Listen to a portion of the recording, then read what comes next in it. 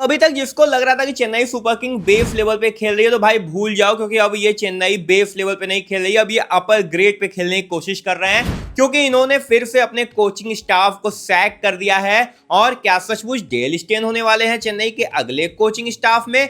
ये वो बंदे जिन्होंने कल परसों में हमारे टेलीग्राम को ज्वाइन किया है, तो इन सभी को कांग्रेचुलेशन, थैंक यू भाई, आपने हमारे टेलीग्राम को ज्वाइन किया। आप सभी लोगों का बहुत बहुत शुक्रिया। और आपको भी कुछ ज्यादा करने की जरूरत नहीं है, लिंक कमेंट डिस्क्रिप्शन में, सिंपली जाकर टेलीग्राम ज्वाइन करना है, नाम यहाँ आ जाएंगे। और आपने बहुत पहले का ज्वाइन करके रखा है तो तब भी आप कमेंट कर दीजिएगा, आपके भी नाम आ जाएंगे। जो न्यूली ज्वाइन किया उनके नाम ऊपर, जो अभी मतलब पुराने ज्वाइन थे उनके नाम नीचे। ओके, तो चलिए अब फाइनली वीडियो स्टार्ट करते हैं। तो सबसे पहले हम लोग जो बात करने वाले हैं वो बात करने वाले हैं कि आखिर क्या सचमुच चेन्नई सुपर किंग्स सेटअप क्या कर रही है भाई, क्योंकि अभी तक इन्होंने अपने हेड कोच को हटाया था और अपने पूरे फिजियो टीम को इन्होंने सेटअप को ही सैक कर दिया है। यानी कि अभी एमएस धोनी फिलहाल चेन्नई पहुंच के मीटिंग ही किए थे, तो दूसरी खबर यही निकल के आती है कि इन्होंने अपने पूरे जो भी फिजियो थे, जो भी दिक्कत कर रहे थे, सबको सैक कर दिया है। यानी कि भाई साहब चेन्नई सुपर किंग्स एक अलग लेवल पे खेलने को तैयार है। और अभी हेड कोच को सैक किया है, फिजियो टीम को सैक किया है, अब बचते हैं इनके फील्डिंग कोच, इनके बॉलिंग कोच और इनके शायद बैटिंग कोच। तो यानी भाई मेरे हिसाब से मुझे तो लग रहा है कि चेन्नई सुपर किंग्स पूरी टीम को फ्रीडमली छोड़ने वाली है, पूरे कोचिंग स्टाफ को चेंज करने वाली है और पूरा नया कोचिंग स्टाफ आने वाला है। अब बहुत लोग बोलेंगे भाई अभी कहाँ बैटिंग कोच को, अभी रुक जाओ भाई, अभी हेड कोच का अनाउंसमेंट होने दो और हेड कोच जैसा चाहेगा, जिसको रखना चाहेगा अपने सेटअप में, वो रखने की पूरी जिम्मेदारी हेड कोच को दी जाएगी। तो हेड कोच अगर चाहेगा बैटिंग कोच हटाना तो हटेगा, फील्डिंग कोच हटाना तो हटेगा। तो भाई साहब यानी आप तैयार हो जाओ कि चेन्नई सुपर किंग्स पूरे टीम को ही रीबिल्ड करने की कोशिश कर रही है। तो चलते हैं अब दूसरे न्यूज की तरफ। तो ये जो दूसरी न्यूज निकल के आ रही है वो निकल के आ रही है कि क्या चेन्नई सुपर किंग्स सचमुच में भाई डेल स्टेन को as a bowling coach treat कर सकती है?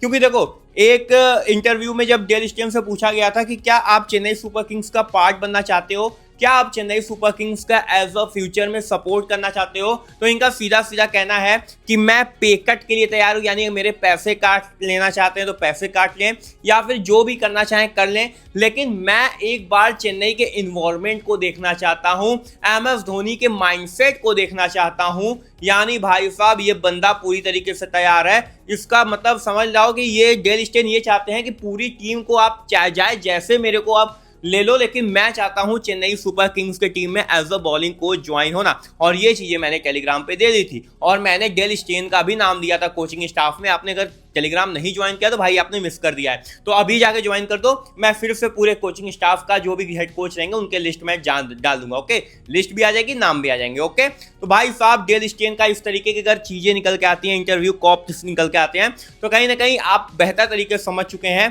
कि कहीं ना कहीं चेन्नई के एक बार माइंड सेट में जरूर से आएगा डेल स्टेन। क्योंकि डेल स्टेन जैसा अग्रेसिव बॉलर अगर एक बार चेन्नई की टीम में आ जाता है तो कहीं ना कहीं इनकी टीम काफी अच्छी हो सकती है। और अपडेट तो ये भी निकल के आ रहा था कि मे भी पॉसिबिलिटीज है कि अगर एमएस धोनी हार्दिक के ट्रेड में घुसते हैं तो कहीं ना कहीं शिवम दुबे के साथ खलील या फिर अंशुल भी जा सकते हैं। तो जब इनके मेन प्राइम बॉलर ही चले जाएंगे तो कहीं ना कहीं वहां पे डेल स्टेन जैसा प्लेयर चाहिए जो कि पूरी टीम को अच्छी तरीके से हैंडल और ओवर शैडो कर सके। तो ये दो न्यूज बहुत बड़ी न्यूज निकल के आ रही है। चैनल सब्सक्राइब करके रखना, वीडियो को लाइक करके रखना, क्योंकि भाई बम तो फटने वाला है।